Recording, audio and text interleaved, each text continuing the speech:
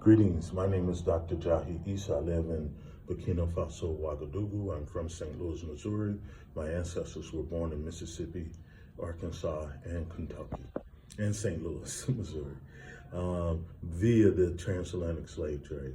I just want to come to you very briefly on a video about the United Nations declaration to make, with the help of the country of Ghana, to make the transatlantic slave trade a declaration against humanity. Look, for those who are worried, those so-called foundational black Americans who are worried about Ghana bringing this to the forefront of the world community in which they unanimously voted yes, in which the United States said no. The United States said no because they said that slavery was a part of humanity and it was happening before the United States as a nation existed, which is true. What is not true, though, the United States did have provisions to pay reparations for Africans who were transported into the United States after an act that was passed and signed by President Thomas Jefferson. It's called the Slave Prohibition Act of 1808.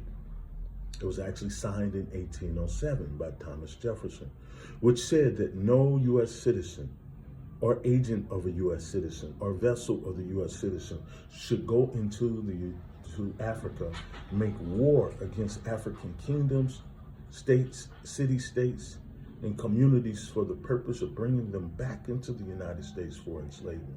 And this is exactly what they did. The vast majority of African Americans who came into the United States came after 1808. They came between 1808 and the Civil War. I believe that is more than 2 million. Other scholars also suggest this, along with abolitionists who also make the same claim.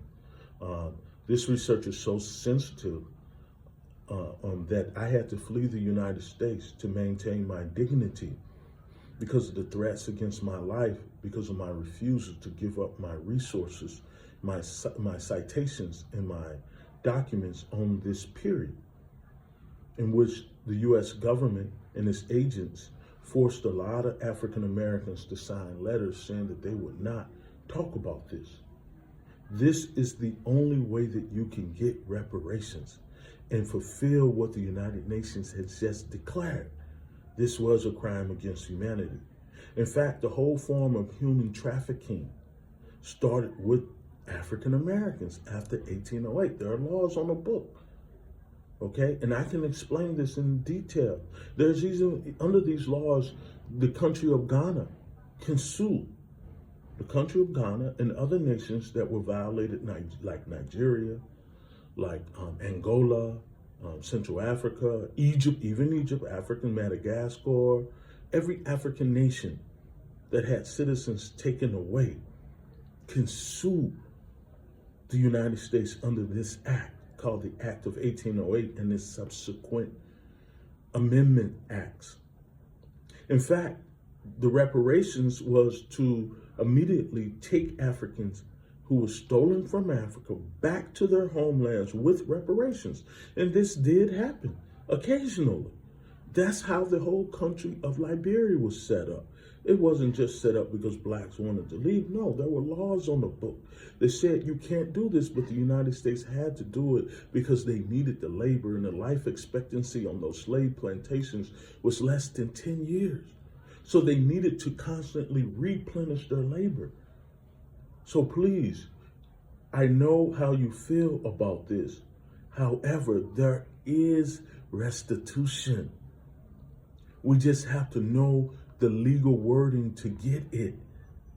Yes, me, myself, and a guy named Reggie Marbury, we even took a petition to the Supreme Court on this subject. Right? And speaking on this, the whole case of birthright citizenship has to do with the slave trade.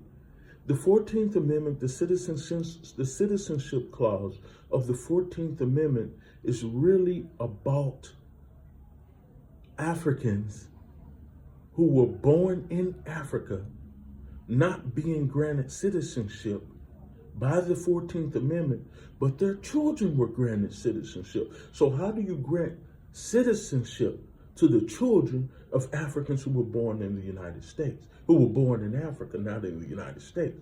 And why couldn't they grant citizenship to those Africans who were born in Africa but were enslaved? Because they were under a different jurisdiction.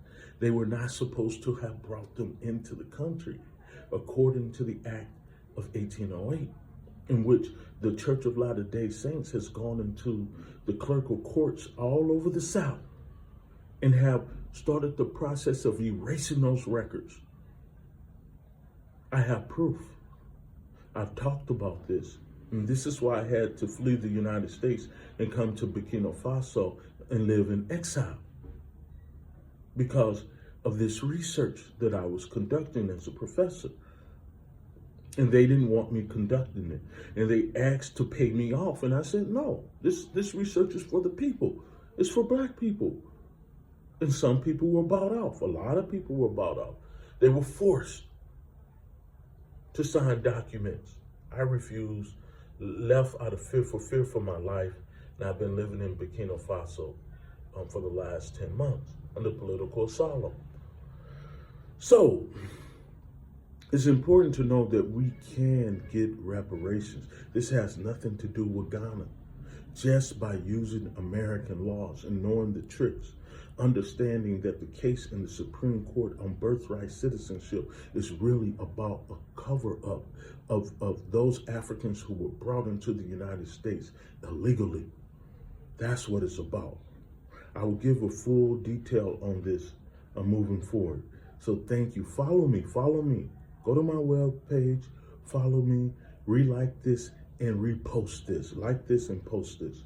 And make a donation to my Cash App, JAHI, $JAHIISSA. It's my Cash App donation button. Thank you, and I will continue this in a couple of days.